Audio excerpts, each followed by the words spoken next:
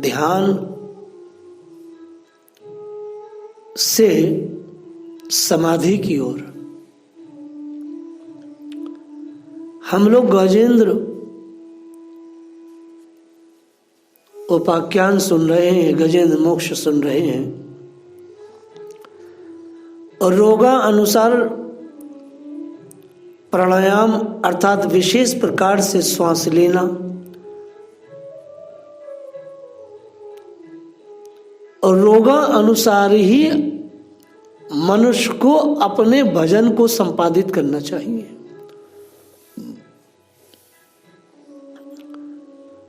मैं बार बार कहता हूं ध्यान से समाधि की ओर। मैं बार बार कहता हूं कि आप लोग बैठें और 3 चीजें मैं बार बार कहता हूं। तो साधक थोड़ा भ्रमित हो सकते हैं कि मैं 3 बातें कहता हूं तो 3 बातें कैसे कैसे करनी है। आज थोड़ा सा मैं उसका प्रकाश डाल रहा हूं। मैं कई बार कहता हूं, कभी कहता हूं स्वयं से जुड़ना। आप बैठ जाओ और स्वयं से जुड़ जाओ, स्वयं से कांटेक्ट करो, बाहर से नहीं। कभी मैं कहता हूं स्वयं से दूर रहकर तटस्थ भाव से अपने को देखो। 2 बातें कहता हूं।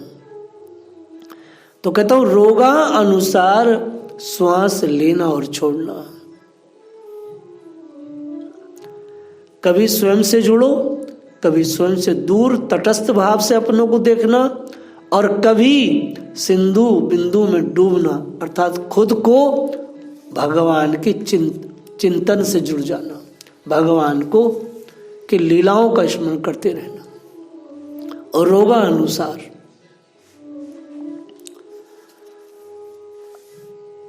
गजेंद्र ने बहुत भजन किया था। ये गजेंद्र और कोई नहीं, ये इंद्रधुमन ही थे।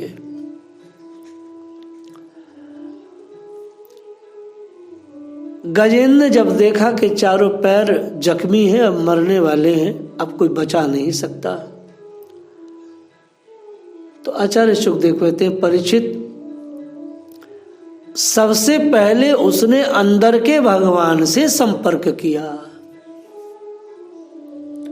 आप जब गजेंद्र स्तुति को देखेंगे तो सबसे पहले उसने अपने अंदर के ठाकुर जी को पुकारा, अंदर के ठाकुर को,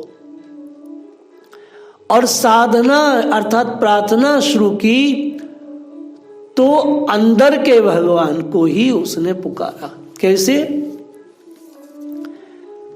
एवं विसितो बुद्ध्याय समाधाय मनोहदी जजाप परमं जाप्यम प्रग जन्मनि अनुशिक्षितम।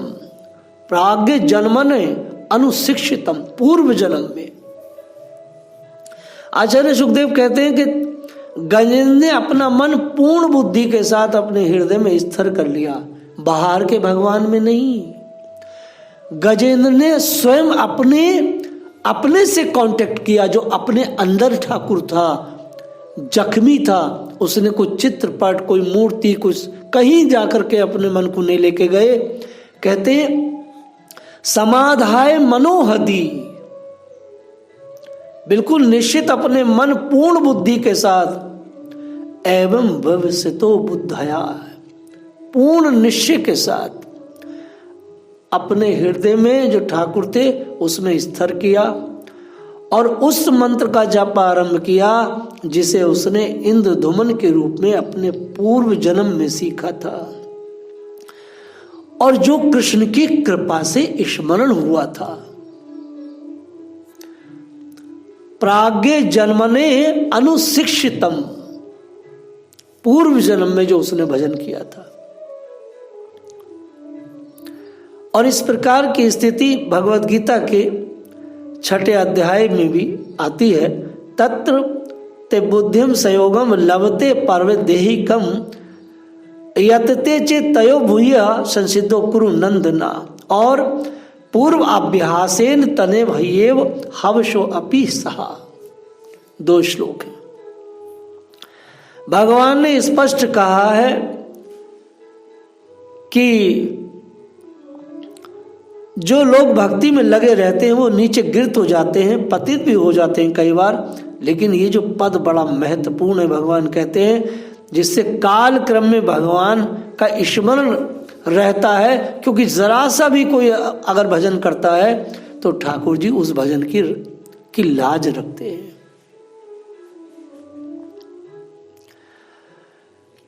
गजेंद्र पहले इंद्रधुमन थे, ये बात हम बार बार सुन रहे हैं, किन्हीं कारणों से वो अगले जन्म में गजेंद्र बने थे।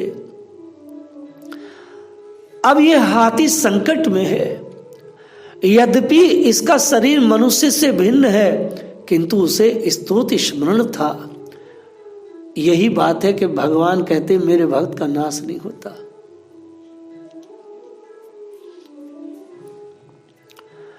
वह स्तोत्र स्मरण था जिसकी वो प्रैक्टिस दिन रात करता था।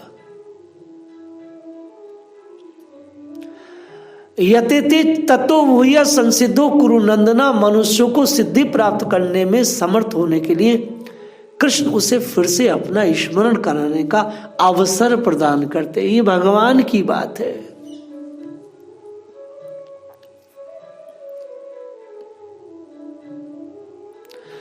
और ऐसे समय पर भगवान ने उसको स्मृति दी, पूर्व भक्तिकारों का स्मरण करे जिससे वह तुरंत भगवान के द्वारा उबारा जा सके। अर्थात अगर कोई व्यक्ति नीचे गिर भी जाए, पतित भी हो जाए, तो पूर्व में जो भक्ति की है उस भक्ति को सदैव स्मरण करना चाहिए। हे भगवान, हमने तो आपकी बड़ी सेवा की है, आप हम पर कृपा करें।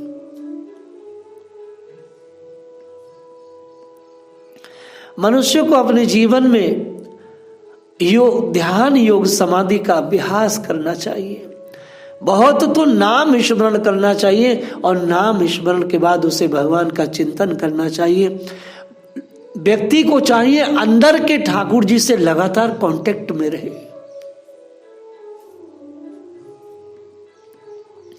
इसलिए कहा गया है इतो नरसिंहा परतो नरसिंहा यतो यतो यामी ततो नरसिंह। सब जगह भगवान है। इसलिए गजेंद्र ने अपने अंदर वाले भगवान से प्रार्थना किया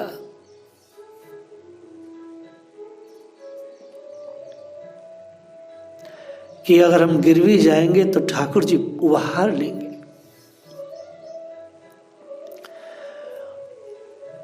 दूसरा श्लोक तो बहुत ही सुंदर है। हम लोग गजेंद्र मोक्ष के एक एक श्लोक पर तो चर्चा नहीं कर पाएंगे, परंतु फिर भी बहुत सारे श्लोकों पर चर्चा करने की इच्छा रखते हैं। जो भक्त नए हैं, जो साधक नए हैं, जो ये कहते हैं अभी हम 10-20 साल बाद सिद्ध होंगे और तब हमारी दोष बुद्धि खत्म होगी, तो यहां पर गजेंद्र मोक्ष का दूसरा श्लोक क्या कह रहा है उन कच्चे साधकों के लिए। ओम नमो भगवते तस्मै यत ऐचित कामम पुरुषाय आदि बीजाय परेशाय अभी धीमहि। पहले के श्लोक में तो गजेंद्र ने अपने अंदर वाले भगवान से कांटेक्ट किया और दूसरे श्लोक में मगर जो सामने जिस मगर ने उनके चारों पैर जख्मी किए थे, उस मगर में भी अब वो भगवान को देखने लगे।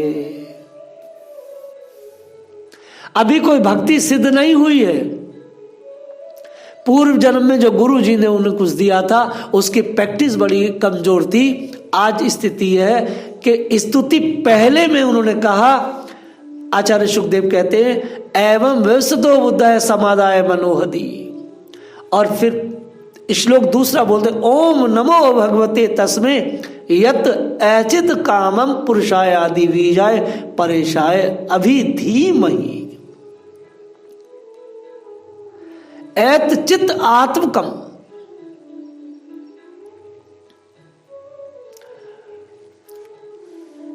गजेंद्र ने कहा मैं परम पुरुष वासुदेव को नमस्कार करता हूं। ओम नमो भगवते वासुदेवाय। उन्हीं के कारण ये शरीर आत्मा की उपस्थिति के फलस्वरूप कर्म करता है। अतएव प्रत्येक जीव के मूल कारण है, वह ब्रह्मा शिव जैसे महापुरुषों के लिए पूजनीय है।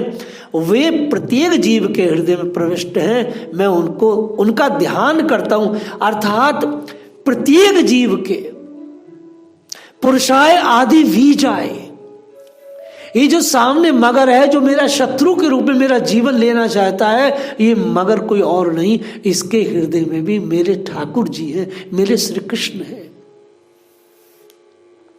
दूसरे श्लोक में ही, अर्थात उनके मुख से तो पहला ही श्लोक है ये, पहले श्लोक में ही उन्होंने अपने अप्रोक्ष की सिद्धि कर दी।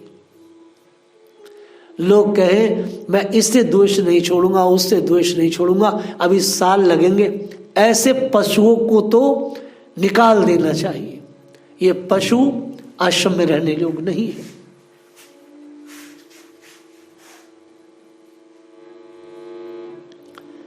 उस मगर के अंदर जो उनका जीवन लेना चाहता है, इस श्लोक में ऐतचित आतकम पद जो है अत्यंत महत्वपूर्ण है। भौतिक शरीर निश्चय ही भौतिक तत्वों से बना हुआ है, किंतु जब यह भगवान के लिए लगता है तो यह शरीर भौतिक न रहकर आध्यात्मिक बन जाता है। भौतिक शरीर इंद्रिय भोग के लिए है, किंतु आध्यात्मिक शरीर भगवान की दिव्य प्रेमा भक्ति के लिए है। अतः जो भक्त भगवान की सेवा में लगकर निरंतर उन्हीं का चिंतन करते हैं, उनके शरीर को कभी भी भौतिक नहीं मानना चाहिए। इसलिए मैं बार बार हमेशा ही कहता हूं, आदेश भी है स्पष्ट वेद का, गुरुषु नरमति, गुरु को कभी भी भौतिक शरीरधारी सामान्य मनुष्य नहीं समझना चाहिए। अर्चाए विष्णु शिलाधि, प्रत्येक व्यक्ति जानता है कि मंदिर का अर्चा विग्रह पत्थर का बना होता है, लेकिन ये सोचना महा अपराध है, क्योंकि अर्चा विग्रह मात्र पत्थर नहीं है। वैसे ही गुरु के शरीर को भौतिक अवयवों से बना सोचना महान अपराध है। गजेंद्र कहता पुरुषाय आदि बीजाय परेशाय अभी धीमहि, सरकार आप सब में है, इसमें भी है। मैं आपको नमस्कार करता हूं, मैं आपको नमस्कार करता हूं। ओंकार भगवान की प्रतीकात्मक ध्वनि अभिव्यक्ति करता है। ओंकार को भगवान का स्वरूप भी माना गया है, वो प्रतीकात्मक जो है ध्वनि करता है ठाकुर जी की।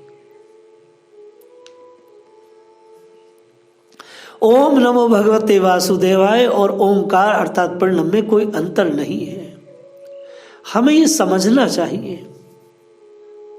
ओंकार शब्द किसी निराकार चीज का सूचक नहीं है। ये जो लोग कहते हैं निराकारवादी, ओंकार निराकार की सूचना नहीं देता, ओंकार भगवान की सूचना देता है।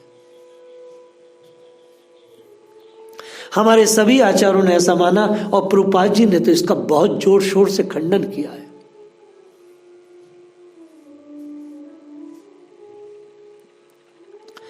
क्योंकि निसंदेह इस श्लोक में जो बार बार आता है ये शब्द है कि ओम नमो भगवते तस्मै यत एत चित्त आतकम।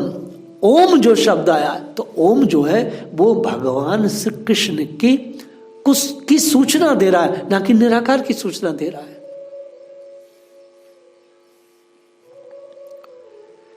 पुरुषाय शब्द से यहां स्पष्ट रूप से व्यक्त है कि ओंकार से संबोधित परम सत्य परम पुरुष है। यदि वह पुरुष ना होता तो ब्रह्मांड का इतना बड़ा अग्रणी नियामक कैसे बन सकता है। यद्यपि ब्रह्मा शिव विष्णु इस ब्रह्मांड के परम नियंता हैं, किंतु भगवान विष्णु को शिव और ब्रह्मा भी नमस्कार करते हैं। इसलिए इस श्लोक में परेशाय शब्द जो है वो व्यक्त हुआ है, जो सूचित करता है कि भगवान बड़े बड़े देवताओं द्वारा भी आराध्य है। परेशाय का अर्थ है परमेश्वर, ब्रह्मा और शिव ईश्वर या महान नियंता। भगवान विष्णु परमेश्वर अर्थात परम नियंता है, परम नियंता है। बहुत ही सुंदर स्तुति की है। भगवान इस परम धरातल है जिस पर प्रत्येक वस्तु टिकी हुई है, वह अवयव है जिससे प्रत्येक वस्तु उत्पन्न हुई है, तथा वह पुरुष है जिसने सृष्टि की रचना की है और जो इस विराट विश्व की एकमात्र कारण है, फिर भी वे कारण कार्य से पृथक है। मैं उन भगवान की शरण ग्रहण करता हूँ, सभी प्रकार से वह अपने में आत्मनिर्भर है।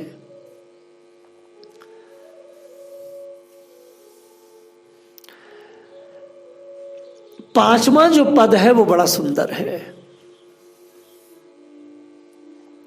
पांचवें पद में गजेंद्र ने देवताओं को नकार दिया। लहूलान है, सारे देवता वहां खड़े देख रहे हैं हतप्रभ कि ये हमें तो पुकार ही नहीं रहा है, ये तो भगवान को पुकार रहा है, तो भगवान को जो पुकार रहा है तो भगवान ही करेंगे इसकी सहायता, हमें तो बोल ही नहीं रहा है। और ये इतनी सुंदर वन्ना, यस्य देवा ऋषि पदम विदुर जंतु पुनः के हरति गंतु मिहर तुम यथा नटस्य कृति अभिर्चेष्टो दुर्त्यानुकर्मणा से माहतु। और वास्तव में बात तो पक्की है, हम लोग बार बार कहते भी है, ईश्वर परमा कृष्णा सच्चिदानंद विग्रह अनादिरादिर गोविंदम सर्व कारण कारणम। वास्तव में भगवान तो सबसे बढ़कर के ही है। देवताओं को उन्होंने नकार दिया। दिदक्षवो यस्य पदम सुमंगलम विमुक्त संगा मुने सुसाध्वः चरन्ते लोकावर्तम वर्णम वने भूतात्म भूता सुहृद स मैं गति।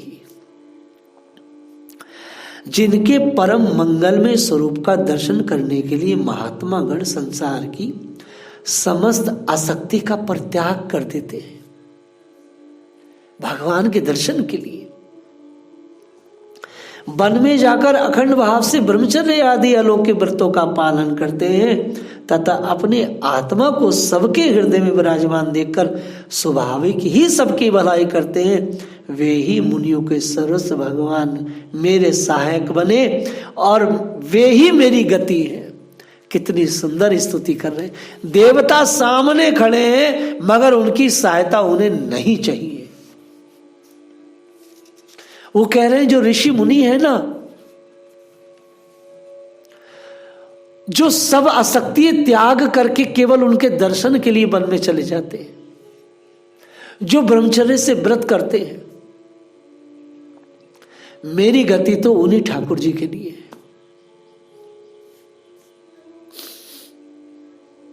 मैं तो उन्हीं को नमस्कार कर रहा हूं। मेरे लिए तो बस देखिए, वैदिक मंत्रों में हमें पता चलता है कि भगवान सबके ऊपर हैं। वे ब्रह्मा शिव समेत समस्त देवताओं से सर्वश्रेष्ठ हैं, परम नियंता है। जब उनकी शक्ति से हर वस्तु अदृश्य हो जाती है तो विराट जगत में घना अंधकार हो जाता है, किंतु भगवान सूर्य प्रकाश है, जैसे कि वैदिक मंत्रों में पुष्टि हुई है। आदित्य वर्णम तमसा प्रस्ताता।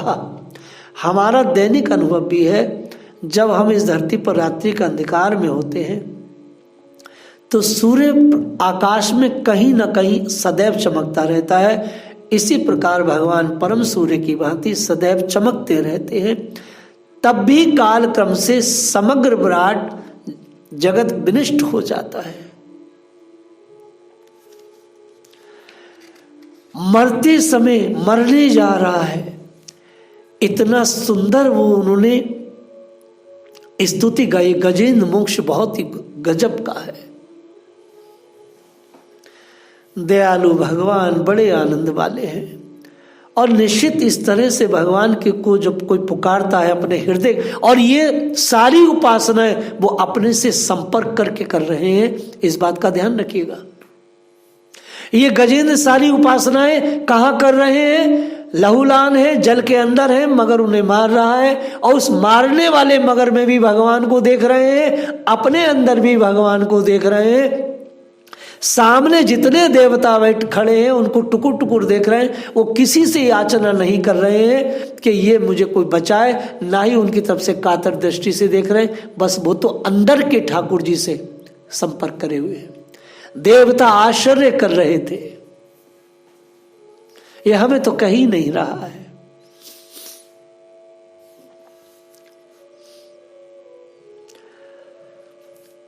स्तुति गा रहे हैं। न यस्य देवा ऋषि पदम विदुर्जंतु पुनः कोति गति मृत्यु। आकर्षक वेशभूषा से ढके रहने तथा विभिन्न प्रकार की गतियों से नाचने के कारण रंगमंच के कलाकार को श्रोता समझ नहीं पाते। इसी प्रकार परम कलाकार के कार्यों स्वरूपों को बड़े बड़े मुनि या देवतागण भी नहीं समझ पाते। देखिए, देवताओं के लिए वही कह रहे हैं, मैं इनको नहीं देख रहा हूं, ये भी क्या समझेंगे भगवान को। जो मेरा तमाशा देख रहे हैं, ये भगवान को क्या जाने। बुद्धिहीन तो तनिक भी नहीं जान सकता, जो पशु तुल्य वह भी भगवान को नहीं जान सकते। ना तो देवता, ना मुनि, ना बुद्धिहीन मनुष्य भगवान के स्वरूप को समझ सकते हैं, और ना ही वे उनकी वास्तविक स्थिति को अभिव्यक्त कर सकते हैं। ऐसे भगवान मेरी रक्षा करे। वहाँ ब्रह्मा है, शिव है, वहाँ अरुण वरुण सूर्य सब है, उन सबको देख रहे हैं और वो भगवान की इतनी बड़ी स्तुति गा रहे हैं। कौन? एक हाथी जो मरने जा रहा है। ऐसी ही अभिव्यक्ति कुंती महारानी ने भी अब की थी। भागवत के हम देखते हैं प्रथम स्कंद में, गजेंद्र बहुत कष्ट में है। देवता सामने खड़े होकर उनका तमाशा देख रहे हैं, परंतु उन्होंने देवताओं से कोई सहायता नहीं मांगी। बहुत उस आदि पुरुष से सहायता मांग रहे हैं जो उनके हृदय में है। वो उससे सहायता मांग रहे हैं जो मगर के रूप में उन्हें मारना चाहता है। ये भक्ति की पराकाष्ठा है। भक्ति इस स्थिति में सिद्ध होती है। ऐसे नहीं हो सकती भक्ति सिद्ध। आप कितना राग द्वेष करें और सोचे कि भक्ति सिद्ध हो जाएगी, कदापि ना हो पाएगी। गजेंद्र मोक्ष जो है, इसका एक एक श्लोक इतना दुर्लभ और दिव्य है, इस पर बहुत बड़ी चर्चा हो सकती है।